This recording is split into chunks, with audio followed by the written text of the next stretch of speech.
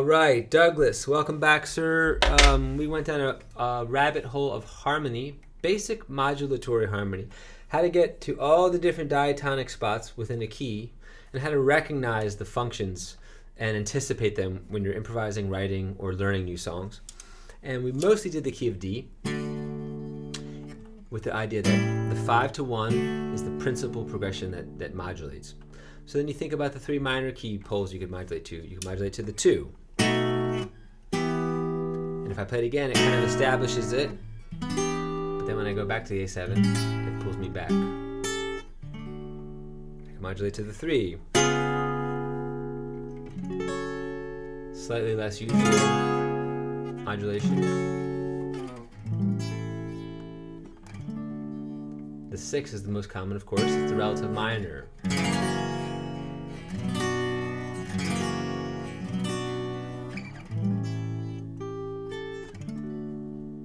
So the 3 minor keys, and now we can modulate to the 4 and the 5. And the 4 is very basic because it's just the 1 chord becoming a dominant.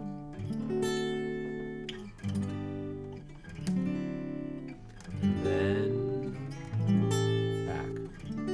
Now modulate to the 5 using the 2, which is the 5 of 5.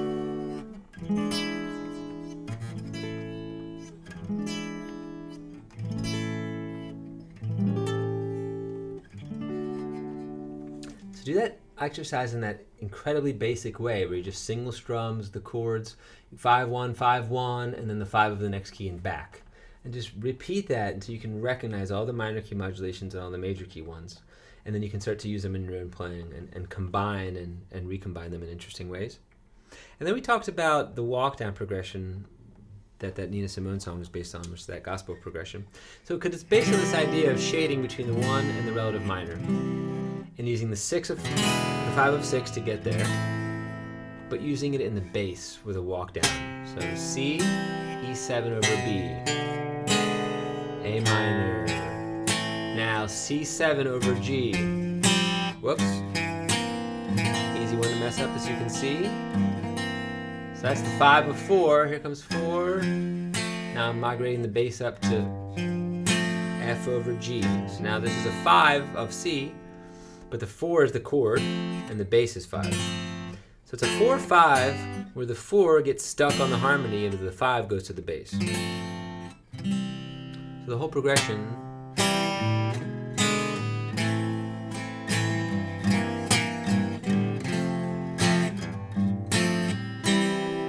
it's actually just a quarter of the whole progression, but it's the part we studied. And what I keep forgetting to do is the thumb F. Makes it much easier to do that. And then the real challenge, once you've mastered that, well, a couple of real challenges. One, practice your F to F over G, and then migrate it to any other chord, G, A over G. No, what am I saying? G over A. A over B. You want to get really good at this because it's a weak grip, but it's an important chord. And then reverse the inner fingers to make that C7 over G. D7 over A. But the point is that the grips are almost identical, but for those 2 fingers inverting themselves in the middle. That's a real good exercise. That's it for this week. We can revisit all this stuff next week. I guess the one challenge I'd put to you is trying to learn how to do that gospel walk down in a stopped key like D. So how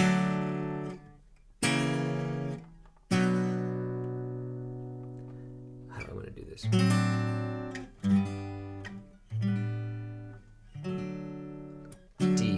F7 over C sharp, B minor, D7 over A. It's not that much different except for the second chord. And the 1, of course. Have fun, bud.